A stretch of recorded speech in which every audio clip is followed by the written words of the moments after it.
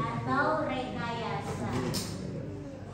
Ya, dengan produknya apa?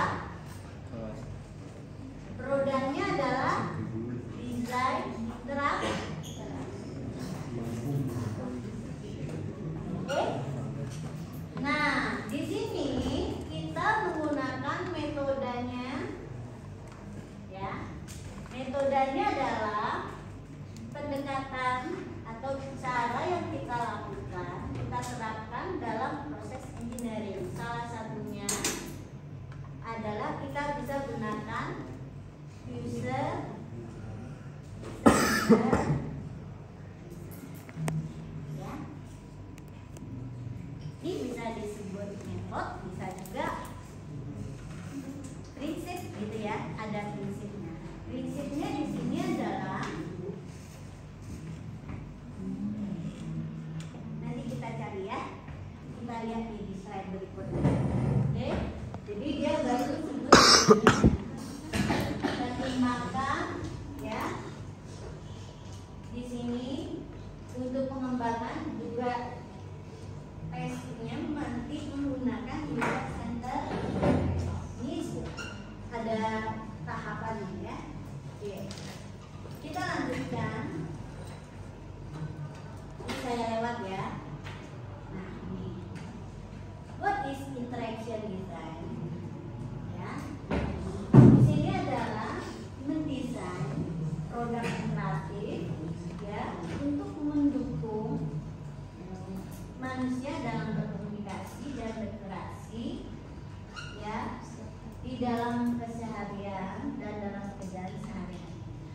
Ya, jadi di sini fokus pada produk-produk yang digunakan untuk yang ya untuk mendukung manusia ya baik dalam berkomunikasi maupun berinteraksi ya. The design of space for human communication. Ya, ini definisi ya, kita lewat aja. Nah, sebenarnya tujuannya nih, apa sih tujuannya? Tujuannya adalah develop usable product. Oke, jadi secara umum bagaimana mengembangkan produk yang usable itu apa sih kalau diterjemahkan? Yang berguna tinggi, usable, bisa digunakan, bermanfaat ya.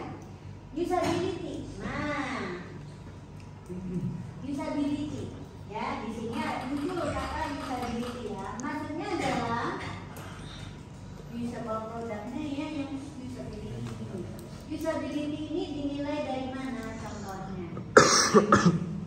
Easy to learn. Nah, kalau saya nanti saya tanya usability itu coba jelaskan faktor-faktor usability. Nah, kalian bisa ambil minimal dari sini ya.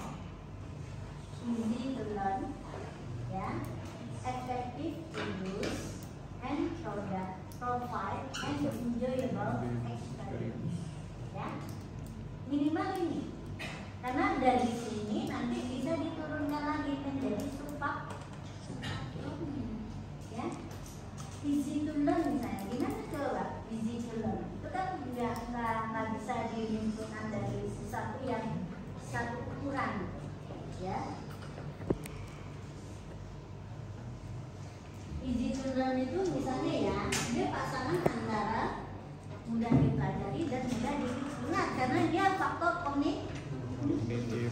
Ya, efektif to use, efektif dan efisien itu juga perlu ya. Orang tidak hanya perlu efektif saja, tetapi juga perlu efisien. Ya, efektif itu apa? Tercapai atau bisa dia menyelesaikan pekerjaan itu.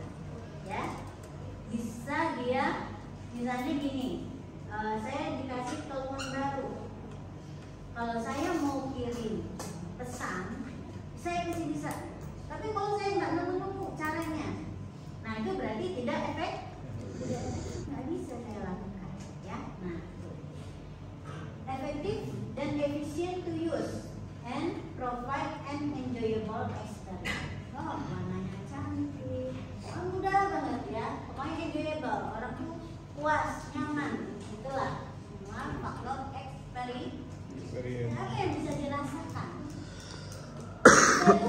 Karena nggak bisa digunakan, ya nggak bisa dia mengerjakan pekerjaannya, itu aja udah bikin nggak enjoy gitu kan ya, kesel gitu loh, nggak jadi nggak mau pakai, ya.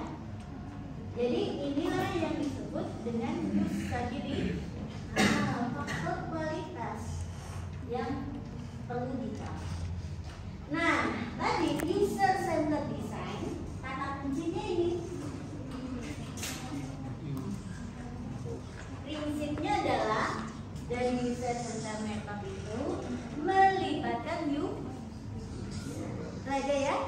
Kata sederhana, kita libatkan user di dalam proses desain. Jadi tidak hanya tim developer yang terlibat ya, tetapi juga Nah, nanti kita akan melihat bagaimana si user dilibatkan dalam proses ya, sesuai dengan tahapannya. Misalnya tadi ya, pada fase planning and communication, user dilibatkan enggak? Gimana cara melibatkan user pada fase kita merencanakan suatu produk? Lalu pada fase modeling, apakah user bisa dilibatkan pada fase modeling? Ya? Ingat, kalau untuk desain interaksi sebetulnya kita berakhir pada apa? Modeling, ya. Tapi jangan lupa bahwa produk kita harus bisa kita nilai, ya. Kita nilai kualitasnya, kita nilai usability-nya. Nah, kalau cuma gambar diagram-diagram model, diagram itu susah kita menilainya, ya. Apalagi kita akan melibatkan user. Terus apa jadinya yang harus kita hasilkan juga selain model-model itu? Kemarin sudah dibahas apa produknya? Prototype, ya. Prototype itulah salah satu tahapan, ya, atau salah satu hasil yang membuat apa? Si user nanti bisa kita libatkan untuk menilai, ya, menguji perangkat lunak kita apakah usability-nya sudah bagus atau tidak, ya. Kenapa apa tadi namanya, prototype itu bisa digunakan untuk menilai? Apa beda prototype dengan diagram-diagram yang kita hasilkan dalam fase modeling?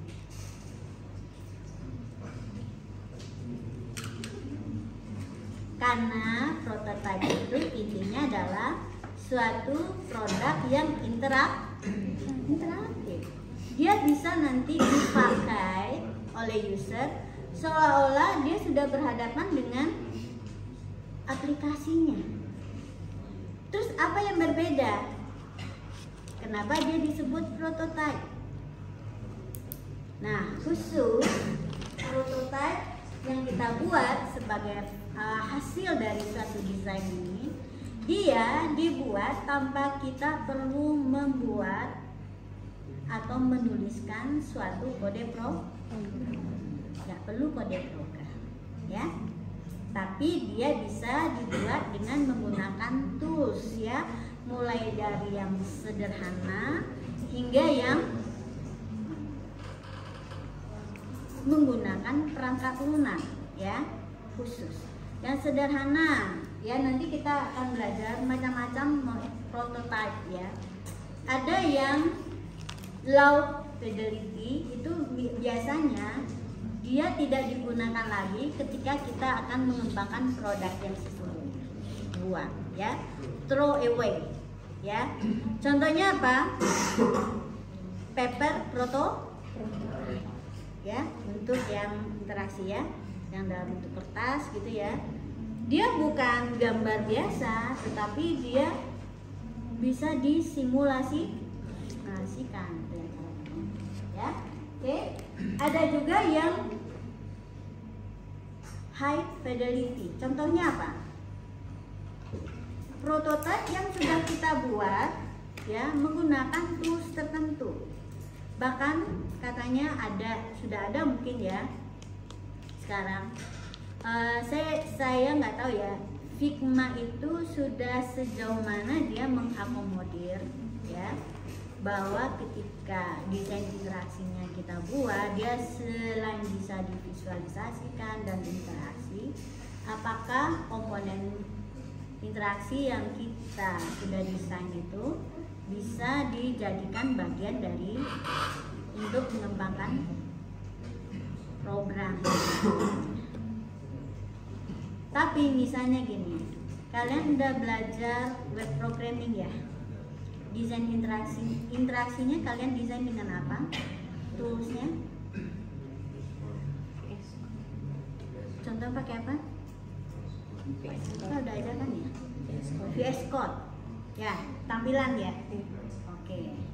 Kalau kalian sudah buat tampilannya pakai itu, tapi misalnya dari sisi logiknya masih sebenarnya kosong aja. Cuman gimana kita bisa mengarahkan ya deretan interaksi itu sesuai dengan alurnya dengan coding seminimal mungkin. Itu udah kategorinya high fidelity karena udah dibuat semirip mungkin ya dan bisa dipakai untuk fase pengembangan perangkat anak ya. Oke. Jadi ini ya metodenya, prinsipnya apa? Prinsipnya aja ingat karena nanti ada beberapa metode versi yang lain. Beberapa bimbingan tugas akhir saya suka pakai yang namanya design thinking misalnya. Sebetulnya yang perlu kita ingat ini tadi, prinsipnya apa sih? Prinsipnya melibatkan user pada setiap tahapan pengembangannya ya.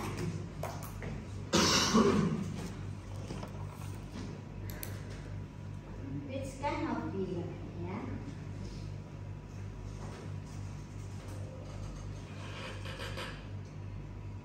Desain yang seperti apa gitu ya, yang mana? Dan beberapa terminologi yang digunakan ya. Contohnya user interface design, software design, user center design, product design, web design, experience design. Ya, ini contoh-contoh terminologi yang berhubungan dengan desain yang menjadi kayak ya. Oke. Nah, interaction design is payung ya, payung dari semua terminologi yang ya mencakup semuanya ini ya. Bisa interface design, social design, design center design, product design, web design. Jadi sebetulnya nanti di sini selain ada prinsip-prinsip yang kita perlu paham, ada juga yang kita pelajari adalah approach atau pendekatan ya. Pendekatan itu gunanya untuk apa? Kita bekerja ya itu melalui fase dan cara-cara tertentu yang nanti akan menjamin tujuannya tercapai. Tujuannya apa? Menghasilkan produk dengan usability yang ya, desain yang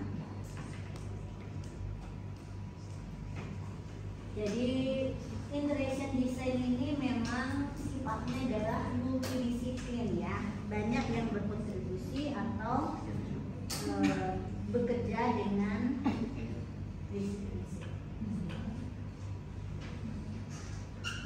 nah, yang berkontribusi contohnya adalah psikologi kognitif ya, karena yang memahami tentang manusia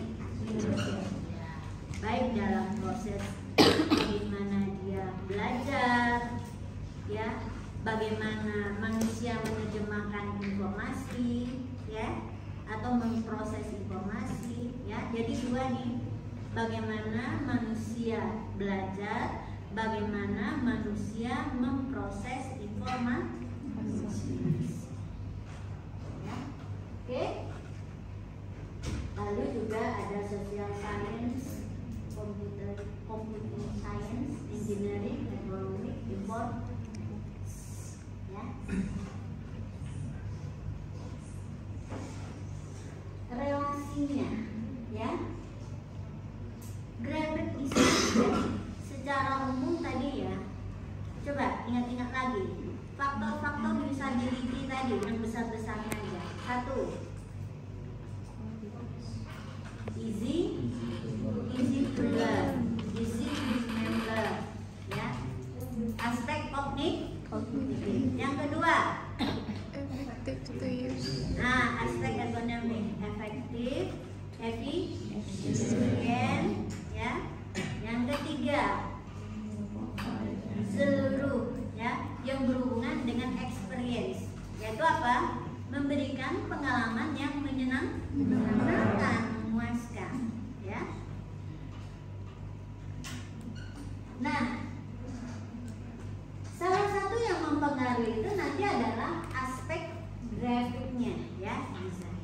Ya tadi ya, untuk merealisasikan usability itu, tadi kita lihat di contoh yang remote ya.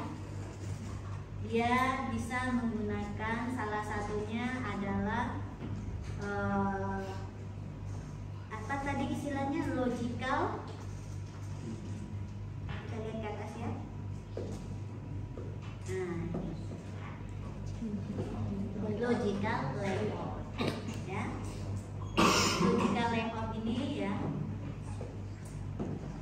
bisa dipengaruhi dari pemahaman kita terhadap cara manusia bekerja atau melakukan suatu task, ya. Mungkin kita tahu, kita yang terbiasa dengan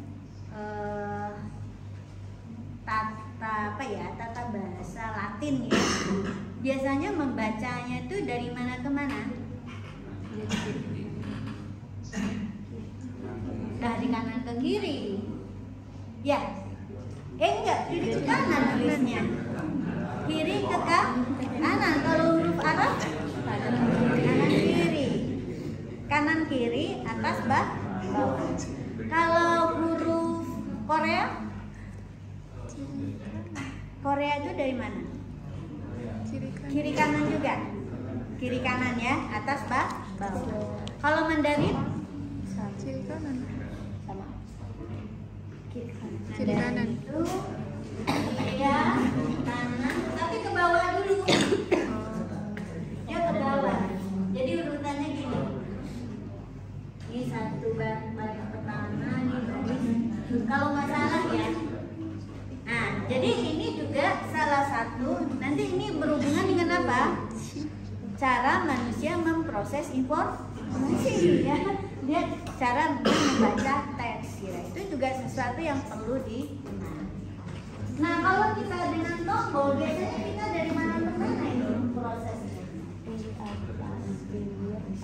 Dengan kebiasaan kita gitu ya. Bukan dari bawah ke atas kan? Artinya apa? Kalau desain tombol ini berarti taruhlah bagian yang pentingnya di paling atas. Ya. Itu namanya psikologi kognitif gitu ya, yang mempelajari. Ya. Dan kita sebetulnya bisa memahaminya dengan cepat kalau kita memahami bagaimana tubuh kita bekerja. Ya.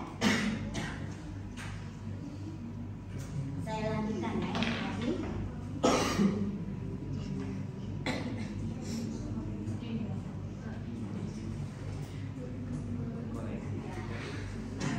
Jadi sebetulnya ini kalau di dalam dunia kerja materi ini masih spesifik gitu ya.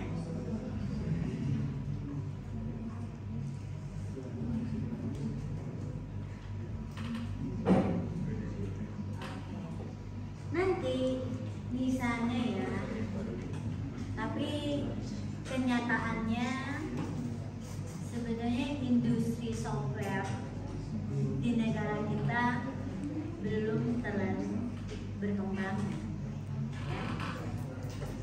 Produk-produk software yang dihasilkan juga mungkin ya, produk yang sifatnya generik yang dipakai banyak itu masih juga terbatas. Banyaknya kategorinya adalah sistem informasi untuk organisasi-organisasi.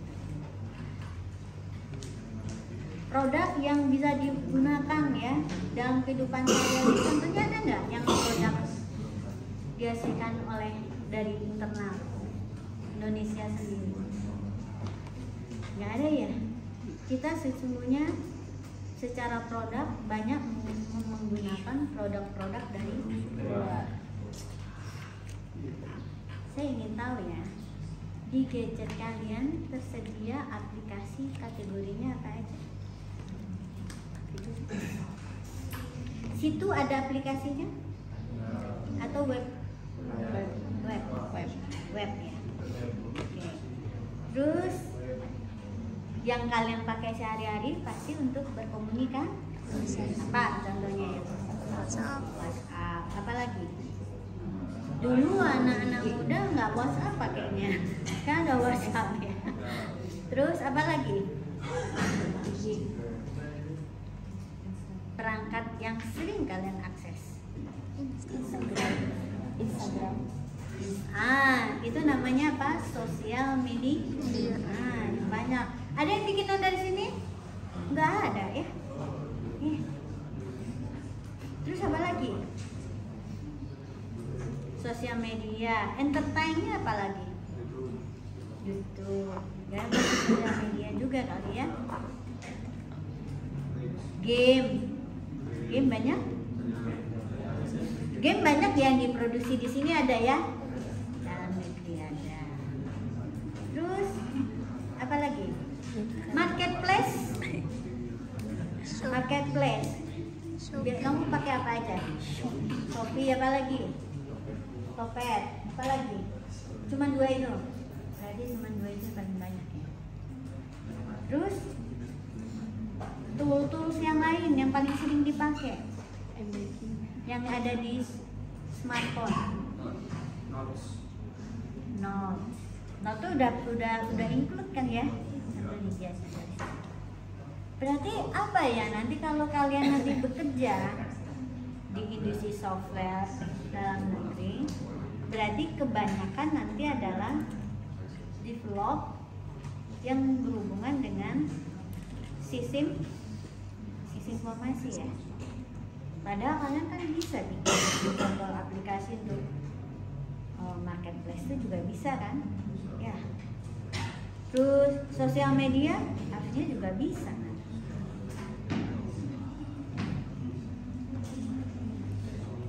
Game juga bisa.